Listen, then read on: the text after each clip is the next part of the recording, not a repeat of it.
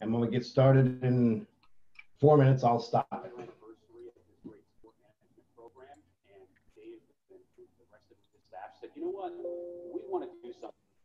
Okay, so you want to just let everybody in then? Yeah. Okay. Every penny that the Mville Foundation goes directly to cancer research. Over 10 years, you've seen an innovation in the program. You've seen that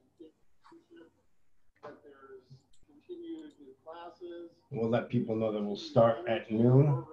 The students, the faculty, everybody's got this energy. And Dave's leadership really provides focus and vision on what the program's all about. A lot of schools that have sports programs, everybody has a sports and entertainment program. So that's going to be something that's going to be very innovative and standalone. As people were entering the front door, on a loop, we have Jimmy Albano's speech from the 93 ESPYs, one of the greatest speeches in the history of television. And that speech to this day is still what the Mville Foundation is about. Don't give up, don't ever give up. I hear those words, I live by them, and so does everyone at the Mville Foundation. The energy in the room tonight here in Manhattanville was just off the charts. The students, the faculty, Dave and the staff. I mean, what an event this was. Truly something to be proud of. Had a lot of fun talking to Mark and Rob and Dave on WGCH tonight. I'm spending most of my time now raising money for cancer research through the Mville Foundation. And the opportunity to talk about it here at Manhattanville on WGCH is just something I'm very, very thankful for. Dave has done a really good job of getting professionals from the industry to come in and be, whether they're full-time professors or adjunct professors, to really educate the students on not only in the classroom, but what the real world is all about. Dave gets people from all walks of life that have been successful in every aspect of sports business, whether it be finance, marketing, sales, production. It really gives the kids a good education on the options that are available to them as they graduate. One of the greatest things about this program is having events like this where you get to interact with a lot of people in the industry. I actually got to talk with someone from New York City FC who's working in the fan engagement program. It's really great seeing how well she's enjoying her job. It was also interesting meeting a former student of pro now working in the agency side of the sports business. It was a great night. I met with me and Tyler Sports Illustrated, former hockey player for the NHL. Major League Baseball executives from all different aspects of the sports world, all coming together for one great night that was put on here. It's been pretty spectacular. Really great to be here tonight. I'm so impressed with the program that Dave Romeo has built here at Manhattanville. They really have a lot to be proud of what they've built in 10 years. And all the students that they've helped now going into the sports media industry. I mean, it's truly a success. Congratulations, Dave, and everyone here at Manhattanville on 10 great years. I look forward to seeing you continue to progress, and I look forward to your 20-year anniversary. You know, I got to check my ego every time I watch that. I mean, but welcome everybody. It is just now noon. So we are going to get started in just a couple minutes. I just wanted to share that. Actually, George kind of was, oops, who's that? Who's that talking? Oh my goodness. We got to get rid of that guy. That's actually Mark Jeffers, the chairman of our advisory board, who is on the call. That's why I'm teasing him, because I like to tease him. So welcome everybody, and thank you for taking the time again. What I was starting to say there was we're actually should probably start planning our 20th, because that video is actually 6 years old, but it still tells a pretty good story about the program and whatnot. But you know, one of the things that I kind of have on my notes of to do for the last several years has been to get better at highlighting our great alumni. And we have, you know, like 500 people in the industry all over the country, from Torrey Pines Golf, Major League Baseball, NHL, you know, teams and leagues, and also small organizations, as well as people who've started their own company in sports. So I think that's kind of cool. So welcome to this Lunch and Learn. I think if everybody is, Devon and Carla, if you can unmute yourself, we'll get started right away. I think, very good. So this is a kind of a lunch and learn, and I want to thank my colleague Brian Sunday for coming up with this concept. It's very good, and it helps me do what was on my to-do list, which is basically get better acquainted with our alumni, and it's pretty amazing.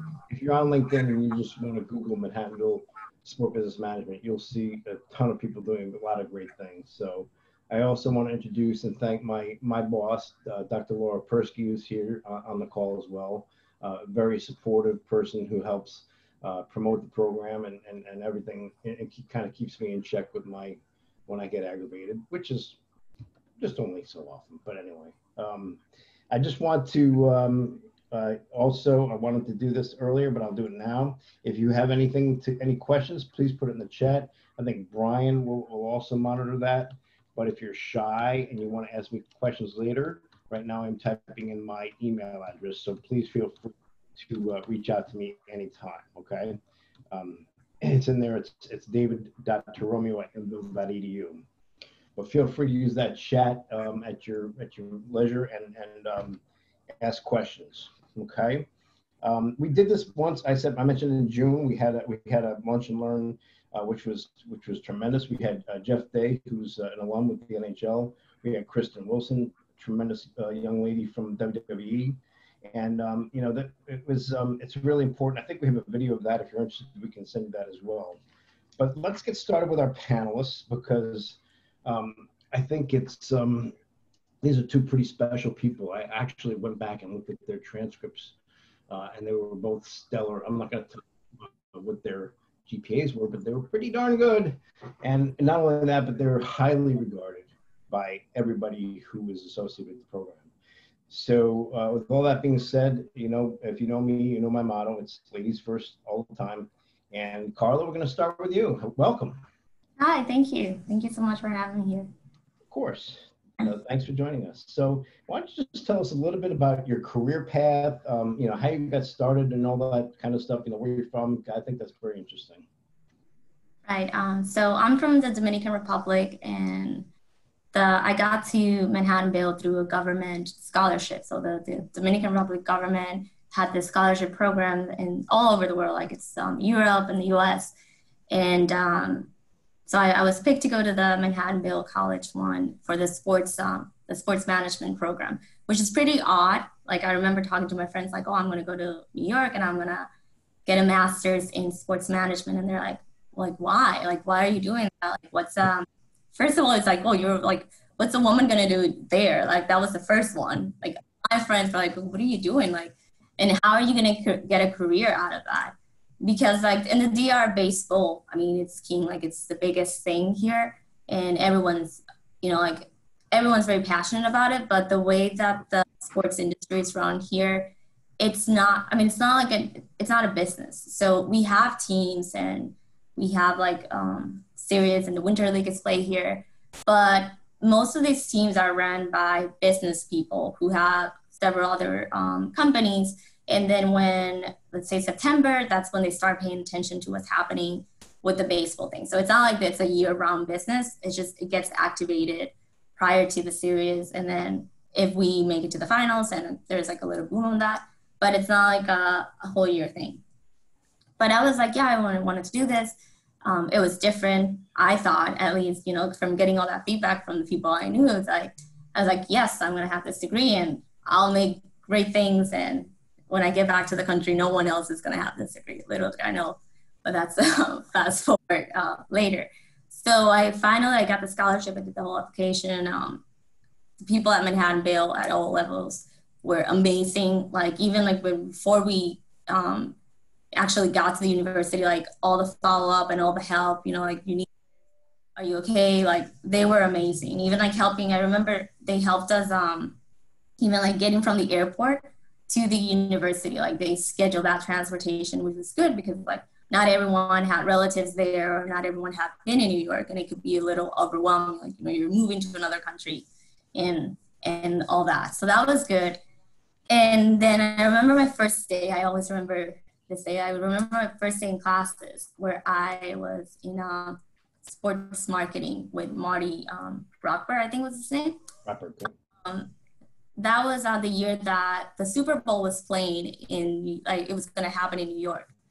And I, coming from the Dominican Republic, knew nothing about the NFL. I mean, I knew there was like the Super Bowl was a thing and there was a halftime show. Like, I knew that, but I remember feeling pretty intimidated. Like, people like talking about, like, football is huge in the US, and people were talking about that and like at the class and stuff. And I'm like, I have no idea what's happening. And I was like, oh shoot, like, did I make the right decision? Like, well, I don't belong here. And I remember, like, I made an appointment with Dave, and I'm like, Dave, I think I want to drop out and like maybe change to marketing, you know, maybe something that I know more. And he was like, just, yeah, he was like so calm. He's like, stay, you know, like, don't do anything. Cause I was like, I'm not going to make it. And I think that was like the best decision that I've made.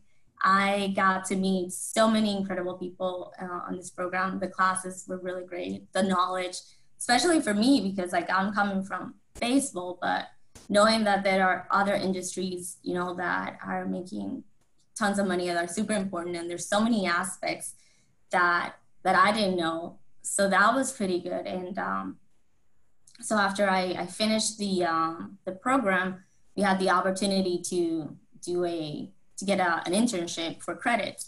So I got an internship with ice hockey in Harlem. Again, something that, coming from the Caribbean, not a big hockey, you know, all I knew was the Mighty Ducks movie. I think it was a Disney movie when I was growing up. And we don't have ice rinks here or anything.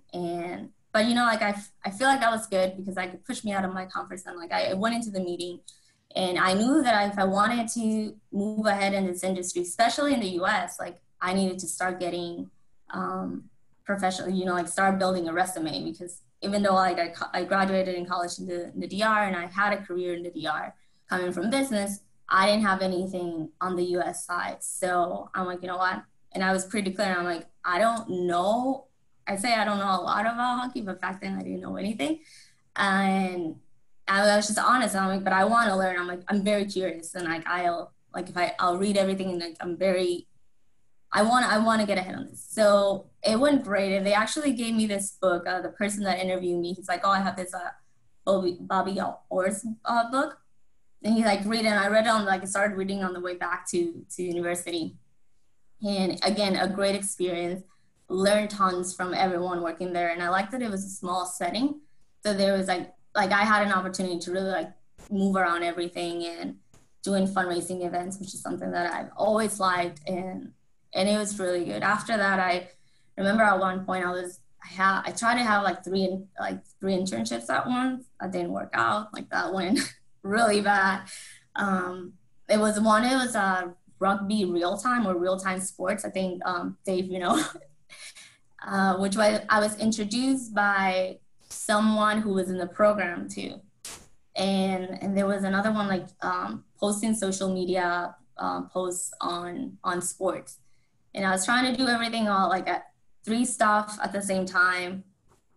It didn't work out. I had to like leave those 2 and stay with ice hockey in Harlem because it was one that I thought went more with what I wanted to do in my career. And then after I ended that one, I got an opportunity with Tammy Kettler, with Dave's friend. Like, she's always at all of your events. She's an amazing individual. And she gave me the opportunity. So I was working with her on sports marketing. And she was running this big health fair in Chelsea Pierce in Connecticut.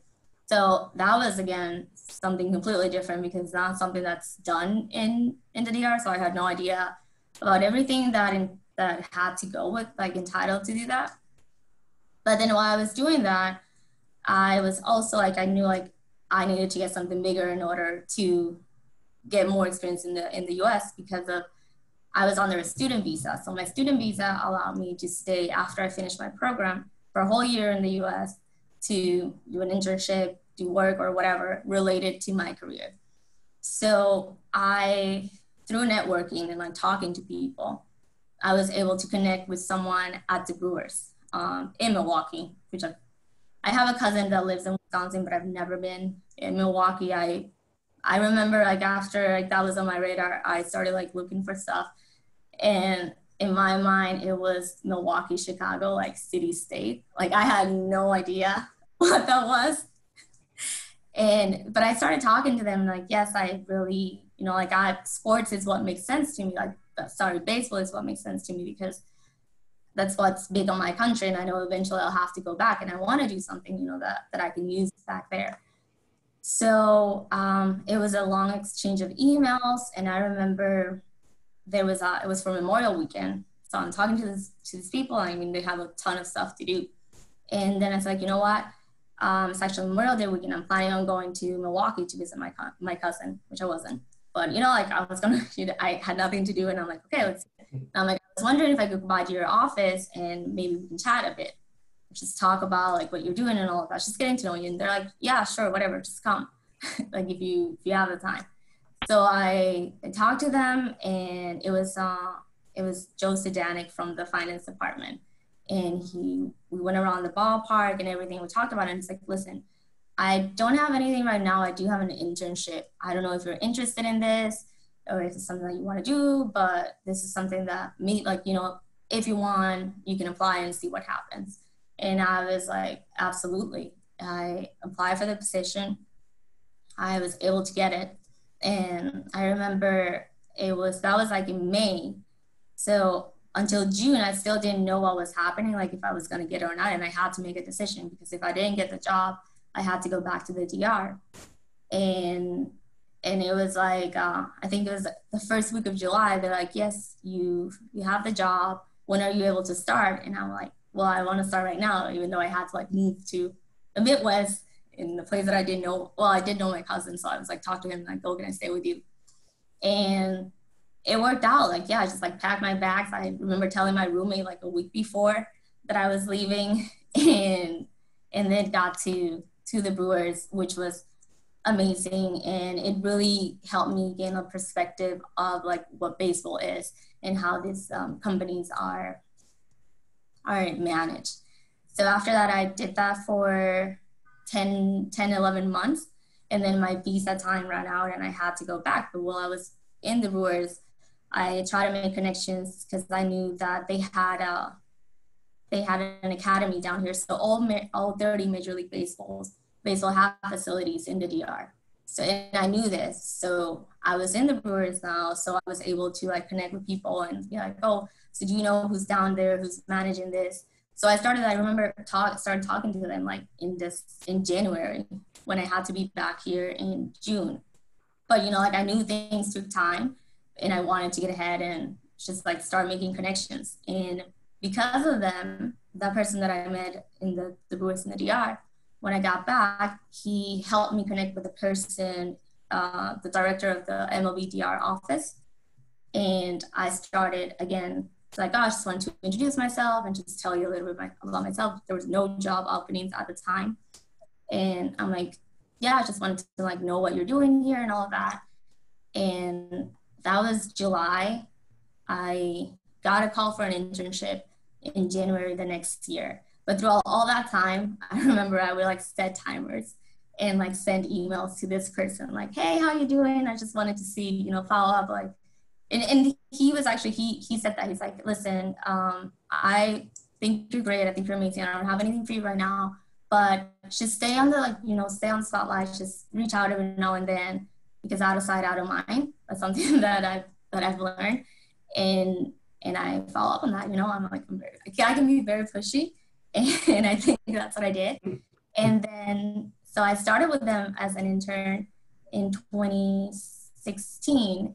And on the operations side of baseball, which again, never done it before, learned a lot, and then I was able to get another internship within the company, which led to this job that I now have, which is in the player programs department.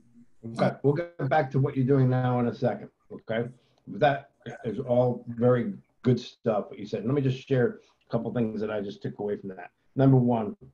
The DR, by the way, for non-baseball fans, mostly probably will know this, DR has sent many tremendous players to the major leagues, and most of them to the Yankees, unfortunately. So, I mean, I wish they'd sent a few more to the Mets, but at the end of the day, what Carla said that really resonates with me is she got out of her comfort zone, right? You got to do that. Public speaking, whatever it is that whatever your bugaboo is, you got to deal with it. Networking, we've heard that. We heard it today already. We heard it from Kristen. We heard it from Jeff Day in June. And persistence, really. I mean, being persistent. So good for you. We'll come back in a second, but let's bring in Devon Garden. I hope I said that right. I'm gonna say Dev. How's that? Can I say Dev? That's cool. That's fine. I'm just teasing you. But another stellar graduate and highly regarded individual who came through the program. And why don't you do the same? Why don't you kind of walk us through kind of how you started, where you came from, and where you are now? Okay, cool. Well, thanks for having me, Dave. Hello, everybody. I'm happy to be here. So I'm a native New Yorker, born and raised in Queens, New York. I got my bachelor's degree from Malloy College in Long Island. And then while I was really finishing up my bachelor's, I was in my senior year, I really started to have that conversation with myself. It's like, what do I want to do when I get out of college? And I really couldn't think about anything. So I actually went back to look at all my works, and I noticed that I was doing a lot of sports related stuff. So I figured, hey, this is definitely a big interest of mine. Why not pursue it? From there, I was lucky enough where I actually got an internship with CBS Sports in their archival department. While there, that was a good experience, but archival thing, I knew it wasn't my thing, but I just saw it as an opportunity just to get in, get my foot in the door. And it was really like I felt CBS Sports was a nice get, so to speak, for my resume. After that internship finished, I had already graduated, so I was kind of like in between, just trying to figure out what I still wanted to do, but I was still looking around. Then I actually got an internship, which is kind of odd, I think, for sports, but I was really in event management at Grand Central Terminal. There they have an event space that they rent out. I saw it as an opportunity. I figured that event management is a valuable skill that you could probably use in almost any form of business. And I thought, since I wanted to get into sports, it was actually pretty effective and helpful in building my career, my profile. So after that internship wrapped, I was looking around the market. I was looking around and I said, hey, maybe I should get a master's and go for the master's in sports business management to really specialize, to show people I have a background in this field. So I looked around at several different programs, but I found Manhattanville, and I came up. I'm from Queens, so I took the Owl Drive to Purchase, and I met with Dave and Art Burke. And then I thought, leaving that, I really felt good. I said, this feels right. I really liked the one-on-one personal instruction. I felt where you had access to the instructors. I felt like the classes weren't too big, so I really felt good about it. So then I went to Manhattanville, and I had a lot of great courses. Probably one of my favorite course was actually legal and ethical sports law class with Professor Weiss, I believe. And he was pretty good. And he just really taught me a lot of stuff in sports law. And I thought it was an amazing experience there. And another big drawing point for me to Manhattanville was because I looked at the staff, and they all had every professor, every person involved in the staff was in the sports industry.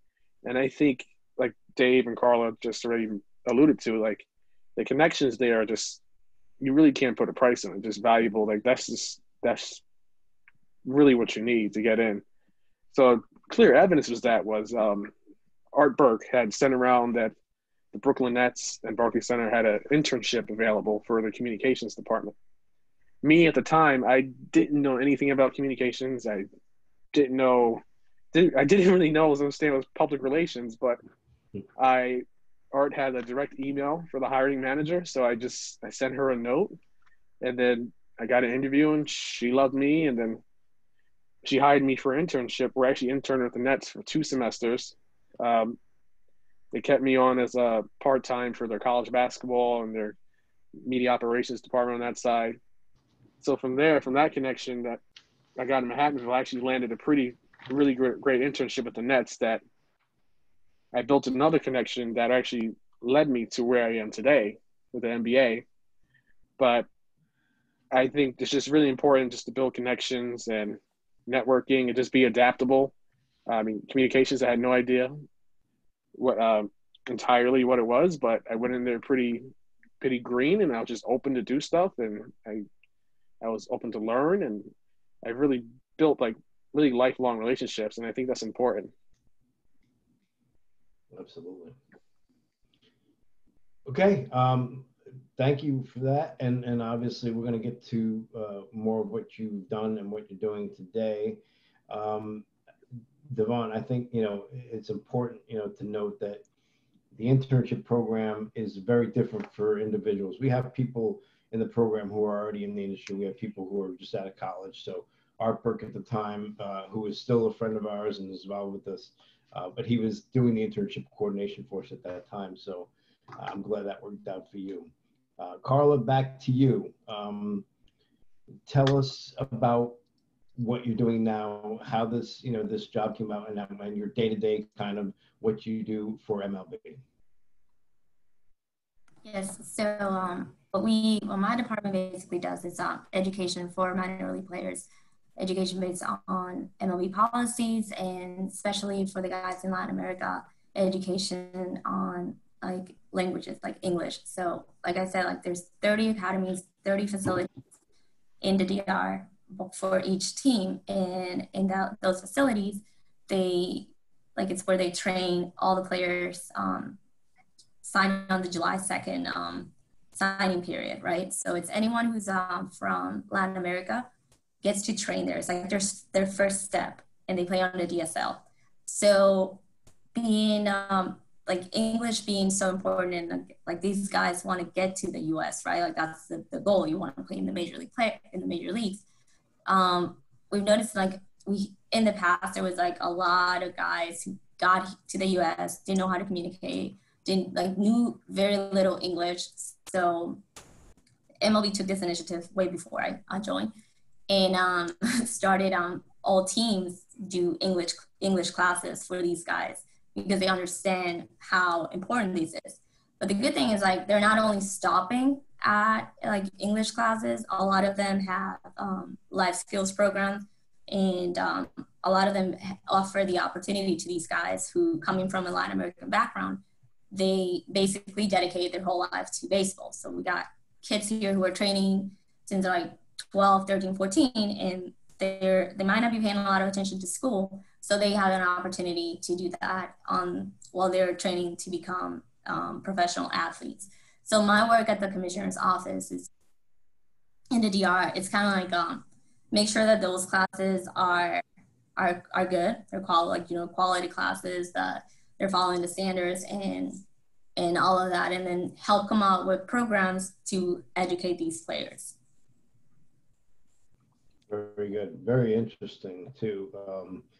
I think, and obviously for you, and I think, this is something I wish I had done for myself, but speaking multiple languages, so you speak the two languages, Spanish and English? Yeah. Yeah, which, and your English is tremendous. So actually the whole group, I thought they were very good. Very good writing too from this group when they were here. Devon, why don't you tell us about your day-to-day and how you kind of landed where you are? Yeah, sure, no problem. So the NBA communications department had a job opening for their internal archivist role. So I applied for it. I actually got it. It was I worked 29 hours a week. I just took whatever project they gave me. It wasn't really glamorous roles or anything, glamorous job or anything like that, but I just really saw it as my foot in the door. So I took that and I started understanding how entirely the communications department works. And really the main role of the department, we protect and we promote the NBA brand while promoting its core values at this time. So from there, I kind of established myself and just worked my way up.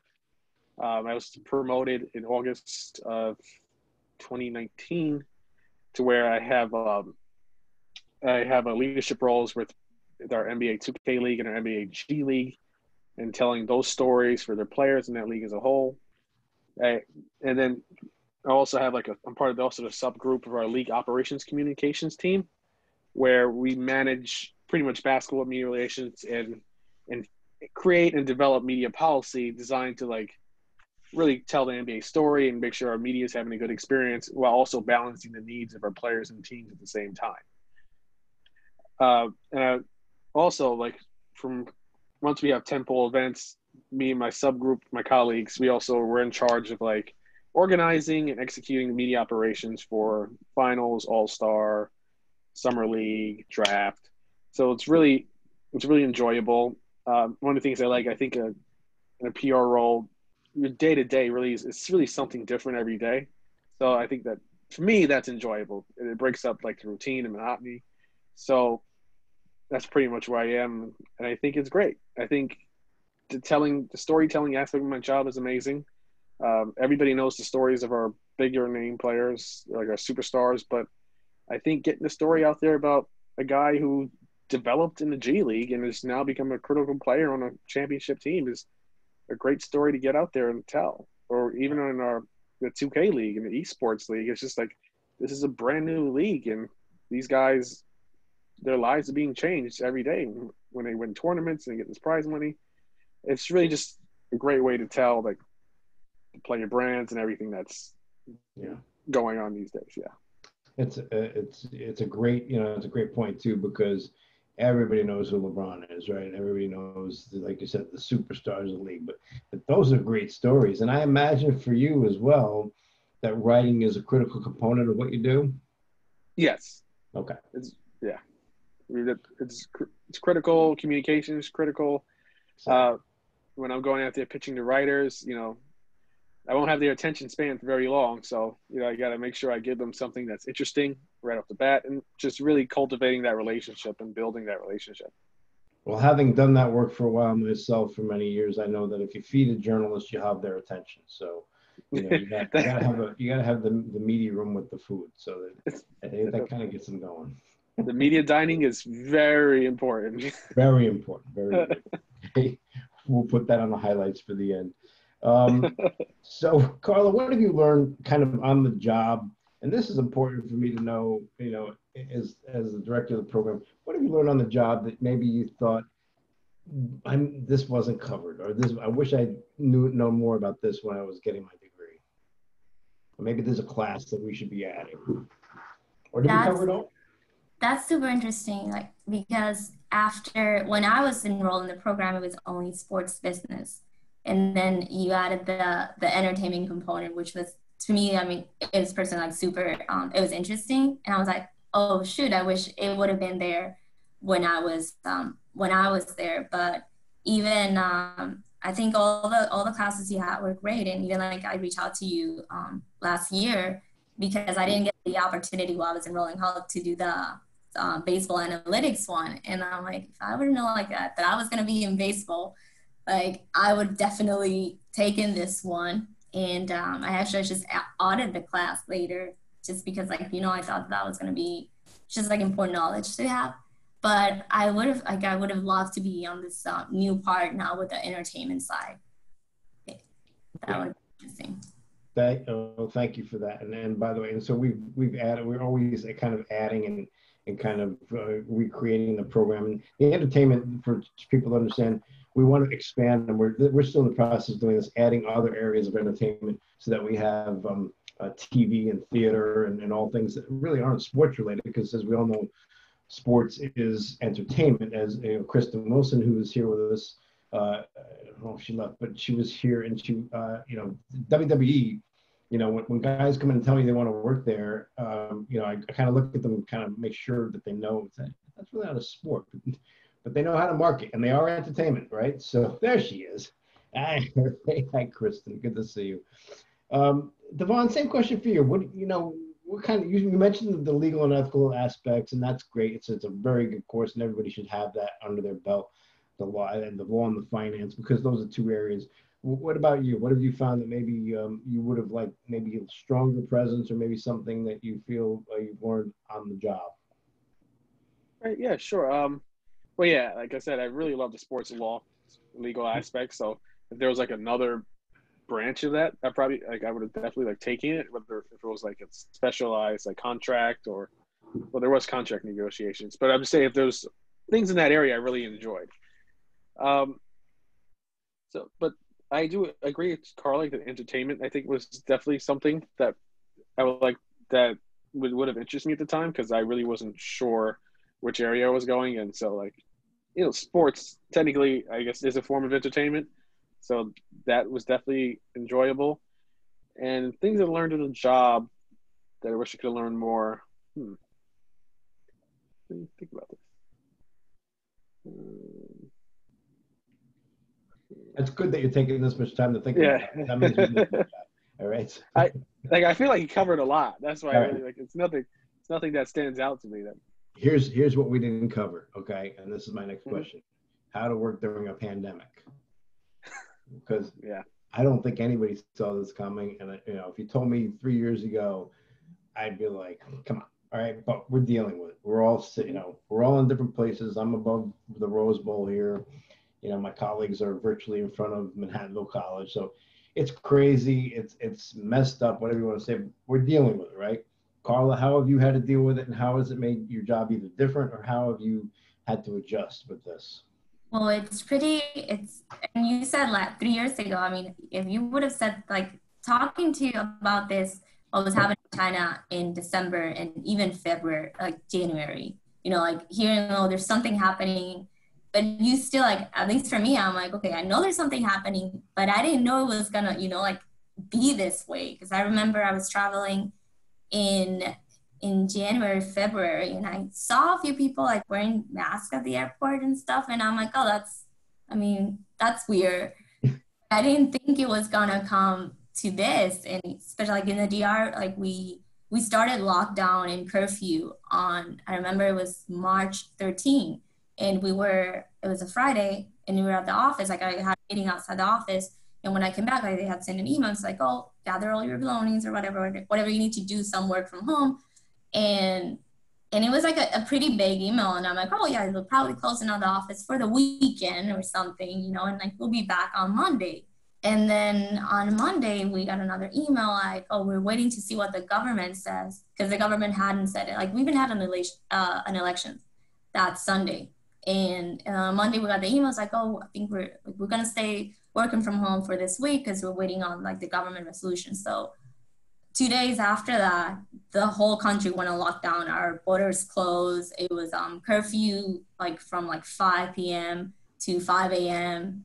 So it was just like completely crazy. And even so, I think like March happened, April happened, and it's like, oh yeah, this is all like we're gonna get out of this. You know, like I was still talking about going to the office next month and doing all the things that we usually do, because our programming requires a lot of traveling because we visit players in Arizona, Florida, and all that. So we're still talking about, yes, well, we're going to be cautious about but we still had some plans for the end of year that involve like normalcy. So it's, I think we're September now and we're still doing it.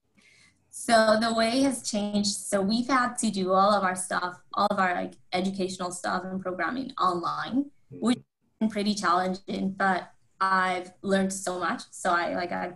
At the beginning it was hard, but I think it's great because we're able to get to more players now, because sometimes like, oh, if the player if he had like training or whatever, he couldn't get to our training, but now it's just like they can access all this stuff whenever they want, and it's in a more comfortable setting, because some of our programs sometimes run for like 3 hours, and you know, like no one wants to sit there for 3 hours. The things that you want to do. So I feel like now we're doing it like little bites, and I feel like, and we've had an amazing response from the people participating on these things. So it's been good. And I mean, it's not good. It's a pandemic. It's not good. But I think it's also like on the DR side as a whole, like we weren't used to do like remote working. That was like a big no-no in any offices here. So I think that that's pushed everyone to, be more flexible about that and be like, okay, you can work from home, you can make it work. And I feel like sometimes I'm like overworking because like all the Zoom meetings and the emails, and there's not like a balance, like you just don't know when to disconnect. But I think now I'm just like, I think I'm used to this. I'm enjoying the working from home. That's all I can say. Fair enough. And I think, your point, and it's very interesting for me, because I think that, there's a silver lining you know, not, this is not that anyone would ever say this has been good. It has been good. Well, let's get it over with. Let's get back to normal hopefully as soon as we can. But there are, you know, things, you know, we've all learned to kind of adjust and adapt. And this is kind of our new normal with the Zoom and whatever else that we've had to do. I think it's taught our, even our professors, and some of them are older guys, you know, how to work online and use Blackboard and all this stuff. So, you know, even in the Depression, the Great Depression, you know, some people came out of that smelling pretty good. I mean, making, you know, a lot of money or building businesses. So you have to really kind of forge ahead. You can't put your head in the sand and just say, woe is me, right? So, but Devon, how about you? How has it changed for you? What's different other than you're working from remotely? Yeah, I think the thing that's really I'll always remember was I was traveling to Chicago in February, and somebody had mentioned to me, "Oh, be careful! You know, there's some virus or something coming," and I kind of like just brushed it off and just said, "Okay," but and that stayed with me. And then early March, because my job and my group, we were like in charge of like media policy for events. We started making adjustments. Really, I think that Monday, Friday, to the media policy where it's like, all right, so for your media scrum or your press conference, media have to be 6 feet away. They have to be a tape recorders on the table. Right. And I was thinking like, okay. And then the next day, everything just escalated, and then season suspended. And then they said, all right, everybody grab your stuff. You're going to have to work from home. And I think like everybody in the world, I was thinking maybe, all right, a week or two, nothing too crazy. But here we are 6 months later. We're still working remotely. So has my job changed? Yeah, it's changed a good amount. I mean, we had to like develop new procedures to follow all our health and safety protocols for players, for media. And then also we're just like, I find working from home, you have to like communicate, really over communicate all the time. Because it's different from like when you're in an office environment, like, hey, if I work side by side with somebody, I could just yell over my cubicle, hey, you got that? Now you have to like call or send a note. But I think, working from home before this never really was my thing, because I used to like coming into the office and just like feel like, all right, I'm checking in, I can just my workspace. But now it's like my home is my workspace. So it's like I'm still here all the time. And so but I think like overall, like I've been doing it day in, day out, like I've gotten used to it. I think there's really like a lot of tools available that we have that can definitely like make the experience go seamless. But I will admit, like I do miss the truly face-to-face interaction with people, and hopefully we get back to that pretty soon. But it's really just been adjusted. It's been an adjustment. But I think in the business of sports, or really a lot of businesses, you just have to be adaptable to whatever comes your way. You have to be able to adapt and still be able to communicate. And right. Yeah. I think you're right. And then you got to be smart about it, right? I've had a couple of meetings. I've actually fortunately been able to start getting outside and having some outside meetings, which means I've had to put pants on, one. And two, you know, I get to see people face to face, which for me is I like to shake hands. I like to, you know, give people hugs and stuff. But I mean, hopefully, like I said, we'll all get that back soon. But let me pause here. If there's anybody who has a question, you can put it in the chat and I'll ask it, or Brian. Brian, I see, has put some stuff in there about people who are interested in applying. We do have some current students on this call, which I give you great credit for. It shows me obviously that you are paying attention, but that you're also kind of going above and beyond, which I'm not surprised which ones are on here. But anybody want to unmute yourself and ask a question now? Please feel free. Don't be shy. We don't bite. I see Mr. and Mrs. Cole looking at us son. There, you guys. How you doing? Hey, how are you? Hey, guys. Yes, my son is here and he has a question. Go ahead. Good. It's my son, James. Hi. Mine's for Carla. Have you worked with Vladimir Guerrero Jr. at the DR site?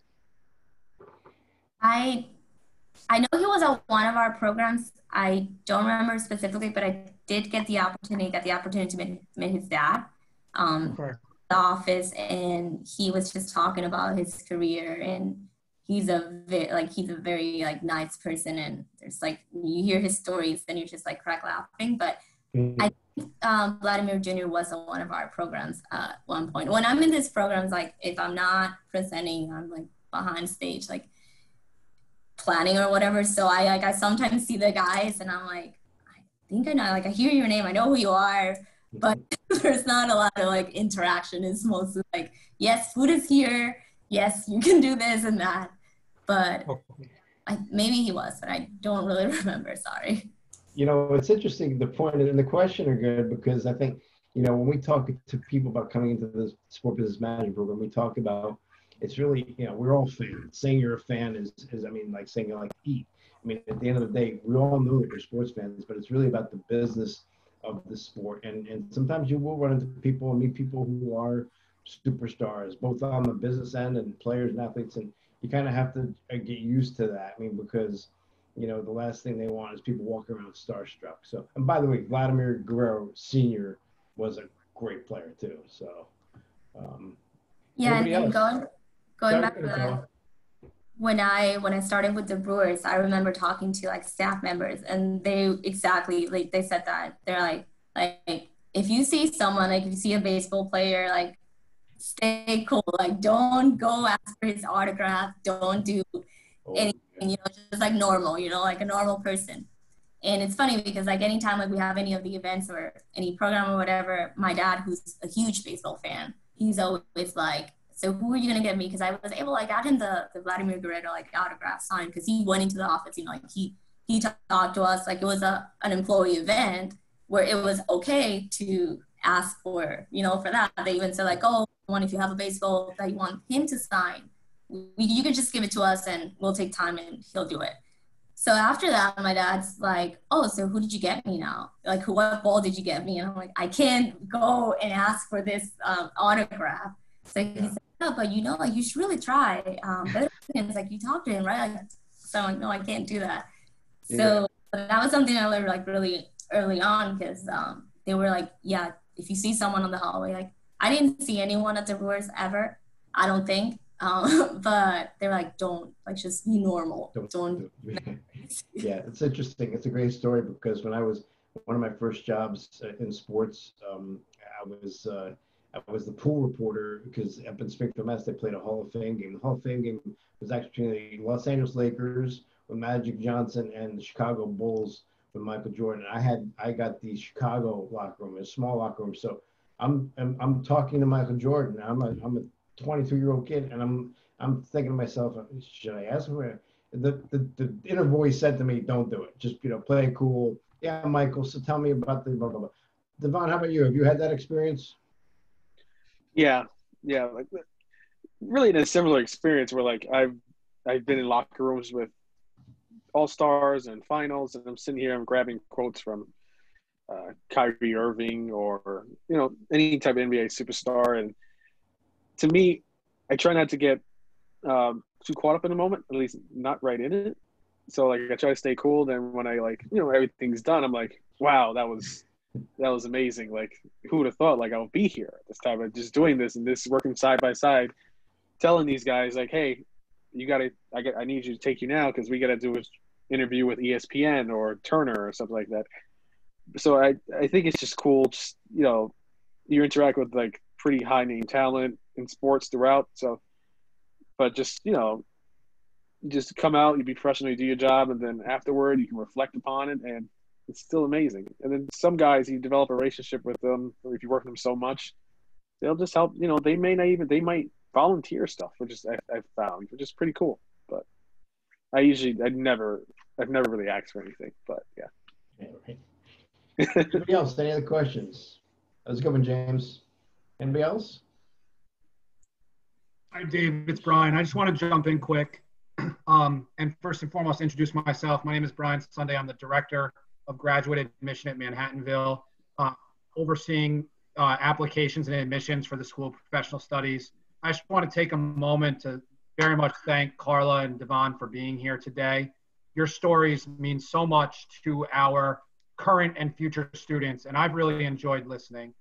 Devon, I actually used to be a coach at the college level, and I've worked with two coaches who are G League affiliated. One is now a lead assistant with the Blue, and the other was with the Delaware franchise, but he's now a Division I head coach at Maryland Eastern Shore.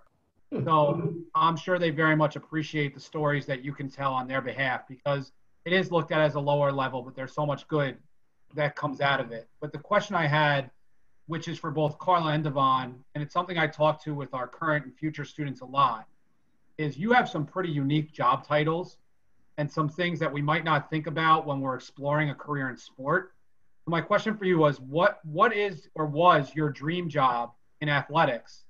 Have you achieved it, or do you now see this as your dream job and where you're going? I just think it's interesting how much variety is offered in the sport industry.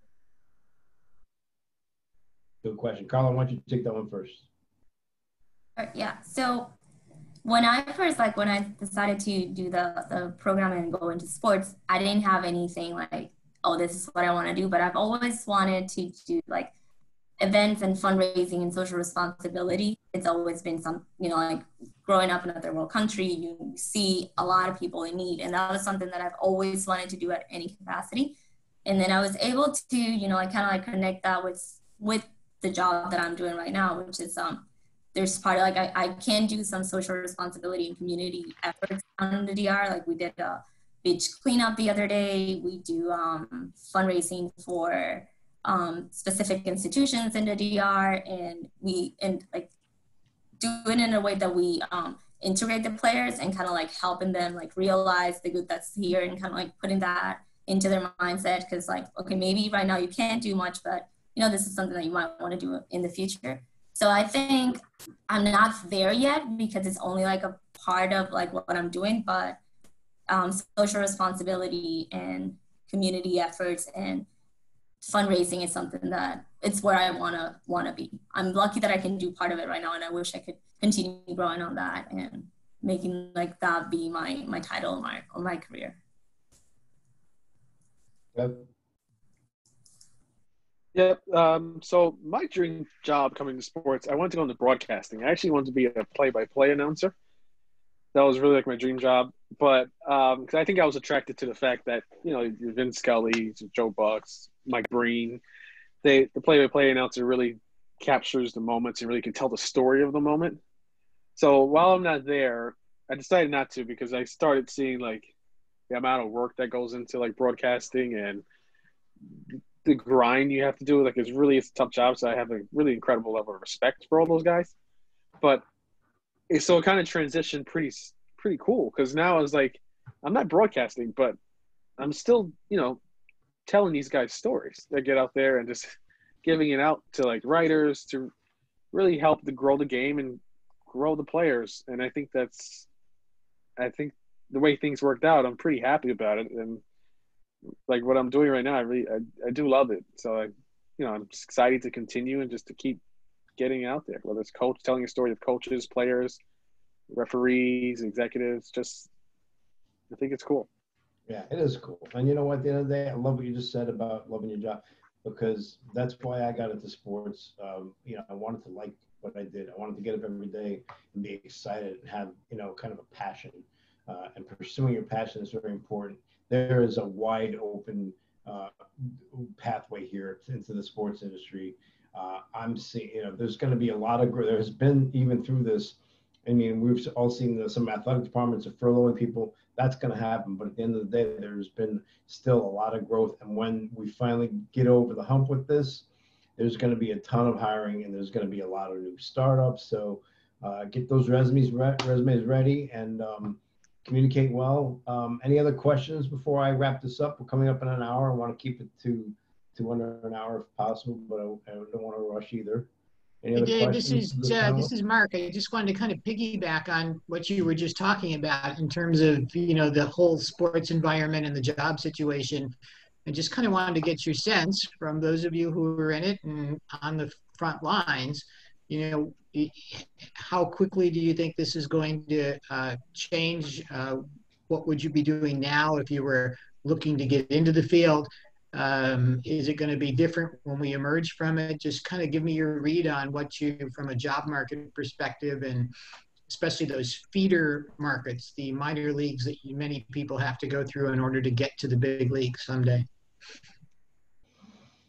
You know, we'll open it up to our panelists, but if anybody else wants to comment on that, Kristen, I see you're here. Shane Beardsley, if anybody wants to jump in and answer that, please feel free. I can give one perspective. So, you know, I think a lot of companies have had to make quick adjustments to try and stay afloat. So as Dave said, I work for WWE, and, you know, we were forced to furlough a ton of employees back in April because all of a sudden our live event business went away. And that is, you know, one of our big revenue drivers. And then last Thursday, we unfortunately had to do a round of layoffs, which if you look at across the board at a lot of different companies, you know, we're pretty lucky that we've been able to go this long without laying people off.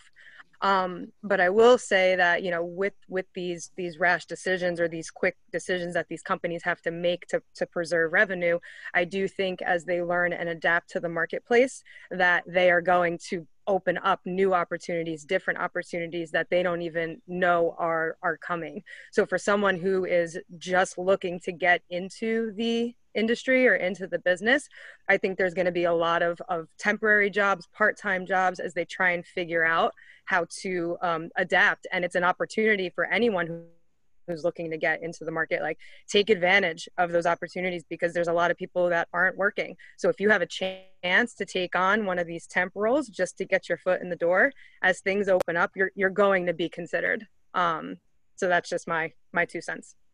Thank you, Kristen. Welcome. Anybody else want to jump in on that one? I'll just add my 2 cents then. I think she's right. I think there will be. Here's number one. You have, if you've got your degree, then you need a master's degree, because a master's degree, whether it's in this program or any of the other programs, is something that is equivalent to what a bachelor's was 25 years ago. It's just the way it is. I tell my 2 kids the same thing. They're both recent college graduates. They're going to have to get a master's degree, in my opinion, at some point. So very important. But get a degree, and also if you can do something. What do we talk about here? I'll just recap this now. I was going to wait, but and this has been recorded, you know, for your edification. If you want to see yourself on camera or watch this, or if you came in late, like some people did, and that's fine. We do have this recorded, and send us a note, and we'll get you the copy of the recording. So, but writing, communication is very important. Learn how to be a communicator, an excellent writer. Work on that. This is something you can work on. Networking, always be networking. You have to. We still do it. Mark Jeffers is here. Myself, Walter Retcher. You're always growing your network, right? That's why we have the adjunct professors, because they bring in great guest speakers, and we all like to learn what they have to say, and that grows our network. That's why we do the career fair every year. Although we will not be able to do it this year, but we might have something to offer on that in that regard as well. Get back to me on that. Carla, get out of your comfort zone, she mentioned, right? That's important. Okay, if you're afraid to speak in public, just do it as much as you can. Join Toastmasters or whatever. These classes, they all have group projects, and you have to speak. Most of them do anyway. So those are the things that you have to do, and persistence. You have to be persistent. This is a very competitive industry. We all know that, right? So we'll put Carla or Devon or Kristen or Shane over the top, and they could tell you their personal stories, and we could go on for days and days. But at the end of the day, don't give up. What Jim Valvano said, don't ever give up. So, and then when you do get your foot in the door, be professional. You know, don't go asking for autographs, or just be professional. And if you screw up, find out, what the issue was, and just grow from that, right? Because I'm still growing. My boss will tell you that. She knows, there are things that I got to work on too. So at the end of the day, we're all growing every day. So, and if there's any other questions, I'm happy to entertain that now. If not, we'll probably wrap this up. And thank everybody for their time. Thank you again, Brian, and thank you, Laura. Thank you, Danielle, for Dominique. I'm sorry, Danielle. Dominique for setting this all up, my colleague Dominique. And thank you all for joining us. Thank you. Really appreciate it. Thanks, guys. Got it, guys. Thanks, Dave. Thank You. Thank you. Everybody, thanks, Dave.